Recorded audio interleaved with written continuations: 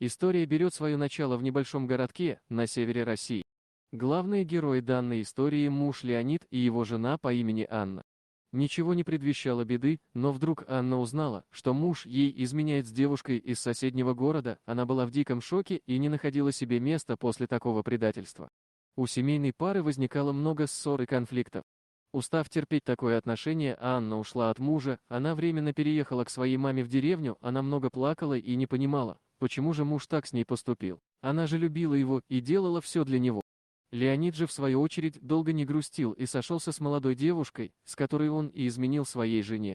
Через 2 месяца он узнал, что его новая девушка беременная. Еще через 7 месяцев она родила на свет здорового ребенка. Казалось, вот оно счастье, но долго это не продлилось. Спустя 8 месяцев девушка Леонида погибает в автокатастрофе, оставляя мужчину одного с 8-месячным ребенком. После этого рокового случая мужчина много пил и не находил себе места. Его родители помогали с малышом, но этого было недостаточно, чтобы заглушить ту боль, которую ему причиняла потеря любимой девушки. Но бывшая жена решила пожалеть мужчину и предложила ему встречу. На этой встрече они выяснили, что все еще любят друг друга, и после долгих разговоров и воспоминаний они решили, что будут жить вместе и вместе воспитывать этого ребенка. Анна была счастлива, но она все чаще стала замечать, что отношение мужа к ней поменялось. Он уделял ей очень мало внимания, всю любовь и заботу он отдавал своему ребенку, постоянно вспоминая и рассказывая о своей покойной девушке. Анна очень ревновала ребенка к мужу. Она понимала, что с этим ребенком у них не будет счастливого будущего, и она решила пойти на отчаянный шаг. С момента его рождения она чувствовала себя запутанной в паутине ненависти и зависти к этому маленькому существу, которое отняло у нее любовь и внимание ее мужа. Она не могла простить ему эту измену и решила, что единственный способ вернуть все на свои места – это избавиться от ребенка. В один холодный и мрачный день, когда лес был окутан тяжелыми облаками, мачеха под предлогом прогулки на свежем воздухе увела младенца подальше от дома. Сердце ее колотилось от предвкушения своей победы, и она уже видела, как ее жизнь вновь становится беззаботной и счастливой. Анна искала место как можно глубже в лесу, чтобы случайные свидетели не наткнулись на ребенка. Она также знала, что в этих местах обитают дикие волки, и ее коварный план должен был сработать, ведь волки – опасные хищники, и они не упустят возможности полакомиться ребенком.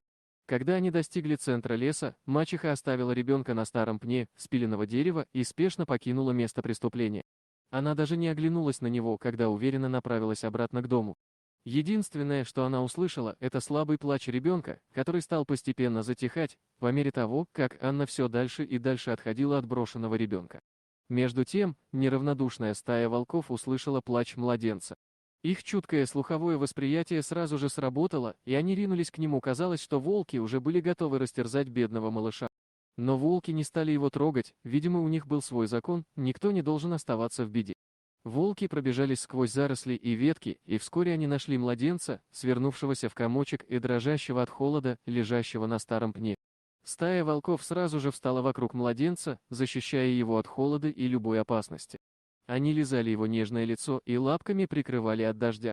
Волки нашли свою миссию – защитить этого маленького беззащитного человечка. Часы проходили, и волки не покидали младенца. Волки делились с ним своим теплом и заботой, согревая его в своих пушистых шкурах. Младенец был в тепле и безопасности, окруженный любящими и заботливыми волками. Однажды, когда лес был окутан полумраком, местный егерь отправился на свою ежедневную патрульный обход. Он хорошо знал эти места и был настолько привыкнут к уединенности леса, что не заметил ничего странного. Егерь остановился, прислушиваясь к звукам природы. И тогда он услышал плач младенца. Он был удивлен, ведь эти места очень далеко от населенных пунктов, и он не понимал, как сюда мог попасть ребенок.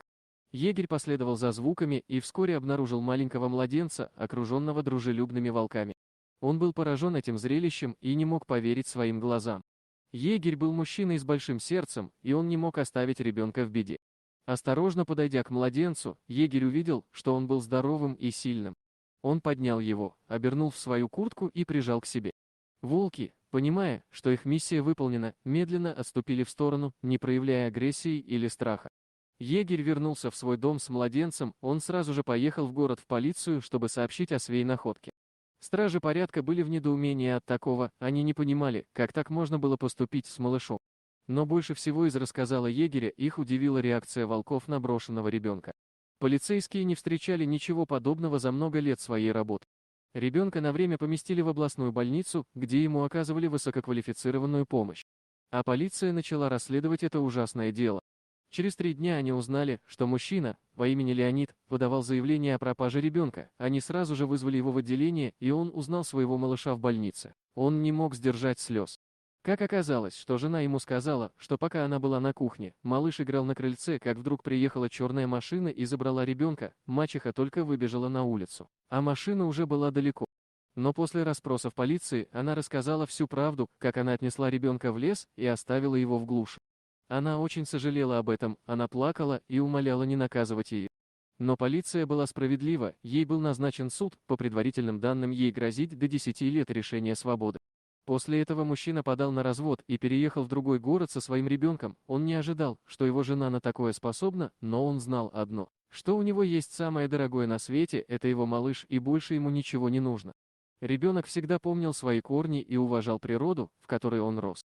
Он стал сторонником защиты окружающей среды и боролся за сохранение жизни в лесу. Он знал, что каждое живое существо, будь то человек или животное, имеет право на счастье и безопасность. Таким образом, мачеха надеялась уничтожить младенца, но природа имела другие планы. Волки спасли его и дали ему шанс на новую жизнь. История данного ребенка и волков стала легендой, напоминая людям о силе и доброте природы.